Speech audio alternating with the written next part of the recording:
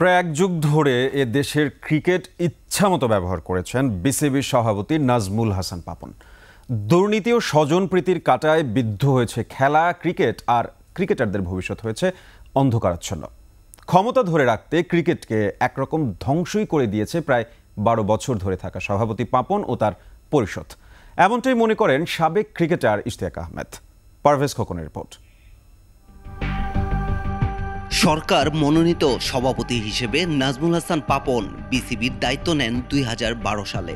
2013 সালের অক্টোবরে সভাপতি হন বিসিবির পরিচালকদের ভোটে। এরপর এখনো পাপনই বিসিবির সভাপতি। একমাত্র ওয়ালটন এসি দিচ্ছে 1 বছরের রিপ্লেসমেন্ট গ্যারান্টি। বিসিবির নির্বাচনের প্লটটাই এমনভাবে সাজাতেন যে নির্বাচিত হয়ে আসা পরিচালকদের বেশিরভাগই হন সমমনা। তাছাড়া প্রয়াত রাষ্ট্রপতি জিল্লুর রহমানের ছেলে নাজমুল হাসান পাপন পারিবারিকভাবেই সাবেক প্রধানমন্ত্রী শেখ হাসিনার ঘনিষ্ঠ।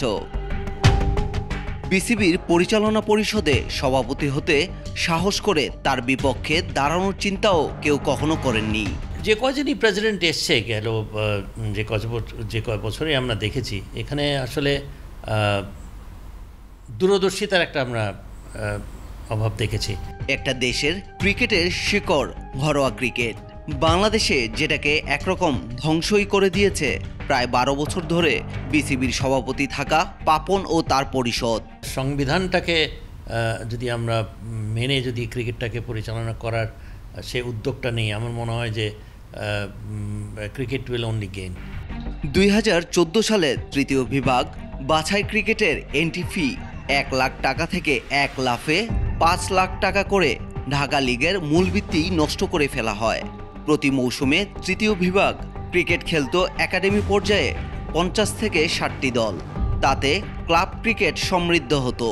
এন্ট্রি ফি 5 লাখ টাকা করার পর দেখা গেল কোনো একাডেমি দলই আর তৃতীয় বিভাগে বাছাইয়ে অংশ নিচ্ছে না। এই দলগুলোর ছেটে ফেলা আর নিশ্চিত করতে নিয়ম আরও কড়া করে পাপন। শর্ত দেয়া হলো, সমাজ কল্যাণ অধিদপ্তর নিবন্ধন ছাড়া কোনো একাডেমি বা ক্লাব তৃতীয় বিভাগ বাছাইয়ে অংশ নিতে পারবে না। এভাবে অন্যান্য একাডেমি দলের সরে যাওয়ার সুযোগে 10 বছর ধরে বোর্ড সংশ্লিষ্ট ব্যক্তিদের 2টি করে ক্লাব না খেলেই তৃতীয় বিভাগে উঠত।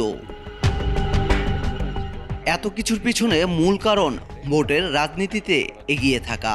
2022 সালের গঠনতন্ত্রের সর্বশেষ সংশোধনী অনুযায়ী বিসিবির 189 কাউন্সিলরদের মধ্যে ঢাকার বিভিন্ন ক্লাবের প্রতিনিধি 76 জন। বাকিরা আসেন জেলা ও বিভাগীয় ক্রীড়া সংস্থা ও বিভিন্ন কোটায়।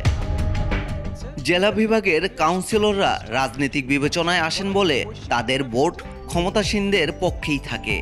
যেসব ক্রাইটেরিয়ান্স রয়েছে সেটা যদি ফুলফিল করে তাদেরকে সুযোগ দেওয়া হয় নির্বাচন করে, তো আমার মনে হয় যে আজ পর্যন্ত সেই ধরনের কোনো কিছু আমরা দেখতে পেরেছি বলে আমার মনে হয় না।